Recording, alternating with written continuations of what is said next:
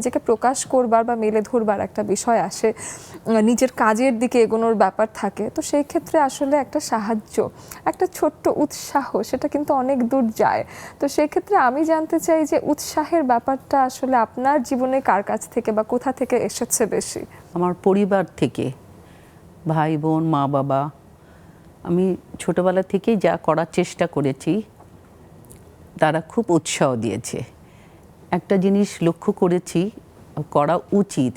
একটা কাজের সফলতা তখনই আসবে যখন একটা মানুষ তার কাজের মূল্যায়ন করতে পারবে।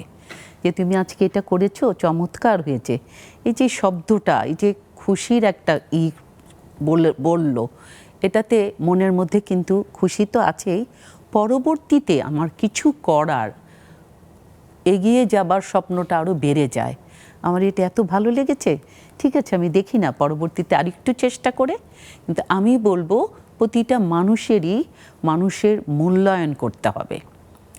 এই মূল্যায়নে আমি বলবো না যে প্রশংসা সবসময় করতে হবে, সমালোচনারও দরকার আছে, কিন্তু সমালোচনাটা রুক্ষ কটাক্ষভাবে না, তাকে বুঝিয়ে দিতে হবে তুমি এভাবে করলে বা ওভাবে এগিয়ে গেলে আরও ভালো করবে। এটাও আমরা জেনে নিলাম। একদম। সবসময় যে প্রশংসার প্রাপ্য বা প্রাপ্তি স্বীকার করব তা না। এবং শুধু প্রশংসা করলে আপু আসলে নিজের উন্নয়ন কোথায় করবার দরকার আছে সেটা জানা যায় না। তো আমি মাঝে মাঝে যখন কেউ কোনো মতামত দেয় সেটাকে আমি ক্রিটিসিজম বলতে পছন্দ করি না, কনস্ট্রাকটিভ ক্রিটিসিজম বলতে পছন্দ করি বা গঠনমূলক মন্তব্য বলতে পছন্দ করি। কারণ গঠনমূলক মন্তব্য কিন্তু আমাদেরকে আরো এগিয়ে যেতে বা নিজেকে শুধরে আরেকটু কিভাবে ভালো করা যায় সেই বিষয়ে সাহায্য করে। যে কোন কাজটা অবসরে খুব ভালো লাগে বা গুনগুন করা হয়, কি করা হয় আপনার?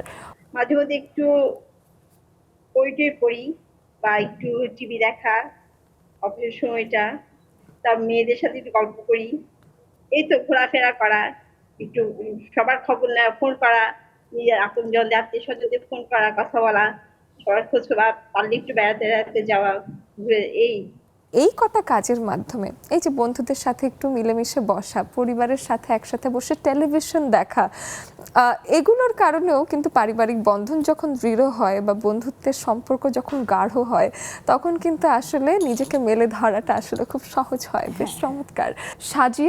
সাজিয়া আপুর কাছে এসে জানতে চাই, সাজিয়া গুজিয়া, এই যে আপনি আমাদের কাছে আসলেন, এখন হলো আপনার মেলে ধরার বিষয়টা বা আপনি নিজেকে কোন পরিচয়ে প্রকাশ করতে বেশি পছন্দ করেন সেটা জানতে চাই। আসলে কি, নিজের পরিচয় বাঁচাটাই হচ্ছে আমার মনে হচ্ছে মেন। আমি যে কাজটা করি, আমি যেটা কাজ করতে স্বাচ্ছন্দ্য বোধ করি, আমার মনে হচ্ছে সেটাই আমার করা উচিত। সেটা আমি অবশ্য করিও। এখন সবাই যেহেতু আমাকে চিনে, আমার বাচ্চা আছে, আমাকে নাম ধরে না ডেকে অনেকে তাকে আদবের মা, ওটাও শুনতে আমার ভালো লাগে। মায়ের পরিচয় আপনি ভীষণ সার্থক, এটা তো আরেকটা আনন্দের বিষয়। চমৎকার, অনেক ধন্যবাদ। আমরা সেই পর্যায়ে ছোট্ট করে একটু রুমা আপুর কাছে এসেও জানতে চাই যে উৎসাহের বিষয়টা, এগিয়ে যাওয়ার বিষয়টা, কারা এগিয়ে যেতে সাহায্য করে, কারা নিজেকে প্রকাশ করার এই বিষয়টাকে আরো কনফিডেন্ট করে তোলে? প্রথমত শুরু হলো বোনদেরকে দিয়ে। বোনরা বললো যে তুমি পারো, তাহলে তুমি কেন বসে থাকবা, কেন নিজেকে প্রেজেন্ট করছো না। আর এখন হচ্ছে আমার মেয়ে, আমি কি বলবো, আল্লাহর অশেষ নেয়ামত আমার মেয়েটা। ও আমাকে পরিপূর্ণ করেছে পুরোটাই। মানে আমি কিছু করতে গেলে মা এভাবে না এভাবে, যেমন কালকে আমি আসবো, শাড়ি মা তুমি এটা পরো, না তুমি এটা পরো। কারণ ও কিন্তু এখন ফ্রেশ সেট অফ আইজ, তাই না? তো ওর একটা নতুন মানে যুগের সাথে তাল মেলানো একটা ওর মতামত আছে, তো মাকে সে সাহায্য করে যাতে মেল বন্ধনটা হয়। চোখ বন্ধ করে যার উপরে বিশ্বাস রাখা যায়, ভরসা রাখা যায় যে না ঠিক আছে ও একটা ভালো বুদ্ধি দিবে। আমি একজন সিঙ্গেল মাদার, কিন্তু আমার মেয়ে আমার এই অপূর্ণতাটা রাখে নাই, সবচেয়ে বড় কথা। আর ভাই বোনরা তো এমন যে সকাল বিকাল রাত 3 বেলায় খবর নিবে, আপা আজকে কি হলো, আপা আজকে কি করলাম। তো দেখা গেছে একা থেকেও আমি পরিপূর্ণ। খুবই সুন্দর। আমার কাছে মনেই হয়েছে যে আপনার এই মুক্ত জীবন যেন আশীর্বাদ হয়ে আপনার জীবনে এসেছে। আপনি জানতেই পারতেন না কোনো রকম কোনো একটা খারাপ ঘটনা যেটা হয়েছে সেটা না হলে যে এখান থেকেও মুক্তি পেয়ে নিজেকে মেলে ধরা সম্ভব।